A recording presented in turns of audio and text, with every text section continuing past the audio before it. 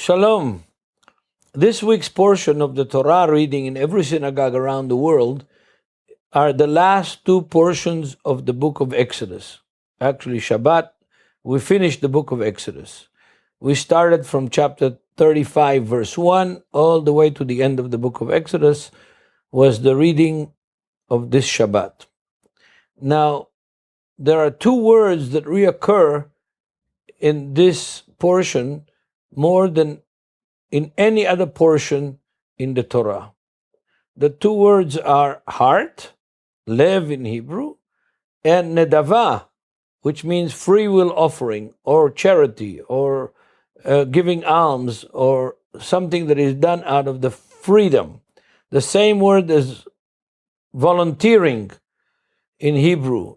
Itnatvut comes from the same root of nadav, that is used here many times in this portion. And this portion deals with the things that are needed for the tabernacle. All of it, all this contribution is given ke nedava, that means free will offering, and not tithes or anything obligatory or measurable, but as one purposes in his heart. Now again, they're building the tabernacle. And God is asking through Moses for a free will offering that is made from the heart. That is a decision that they made in the heart to give to God a long list of materials: gold, silver, linen, silk, and all of these materials. Not only money and gold and silver materials, but they were also asked. I will read for you verse 5, and then I will jump to other verses in the first chapter because we want to keep this short. Verse 5 of chapter 35, take from among you an offering to the Lord.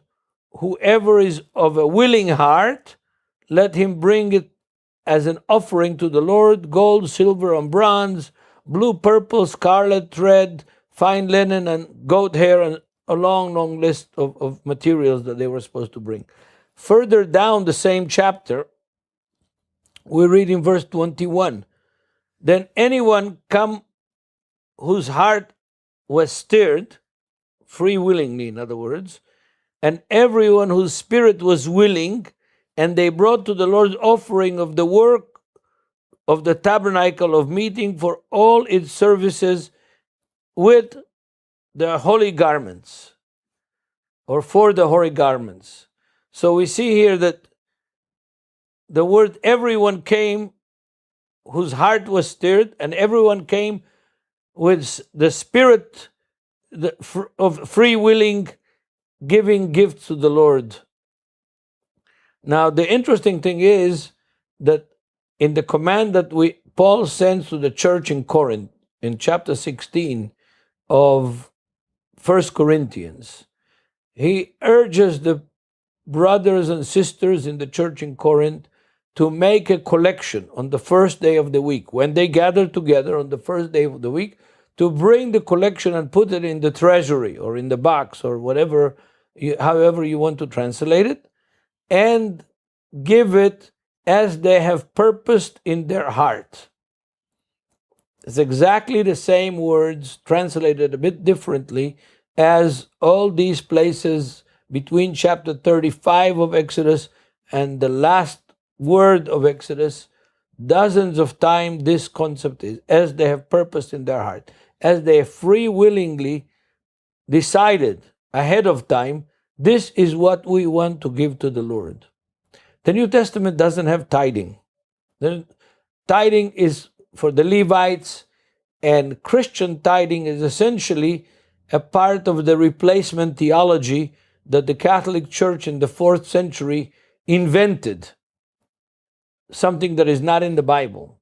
Israel is the chosen people of God, and the institutions of Israel are for Israel, essentially, until, I guess, the return of the Messiah. That's when Gentiles will also serve God, and we have this offering that was collected by the Apostle Paul among the churches of the Gentiles in Asia Minor and Greece to bring for the poor saints in Jerusalem. It was a free will offering, no numbers, no tithes. And it was the only incident in the New Testament that we have of fundraising. In fact, Paul's letters were written for fundraising purposes. Now, not only for fundraising purposes, but also for fundraising purposes. You can see it in chapter 15 of Romans, in chapter 16 of 1 Corinthians, chapter 8 and 9 of 2 Corinthians. I could go on.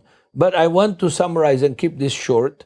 And I just want to urge you to remember the fact that the Israelites gave their tithes to the Lord, which they had to do. It was a command to give 10% of all to the Lord. And in addition to that, they gave their free will offering. And these chapters, if you read them from Exodus 35 to the end of Exodus, you will find out the intricacy of all that they've given.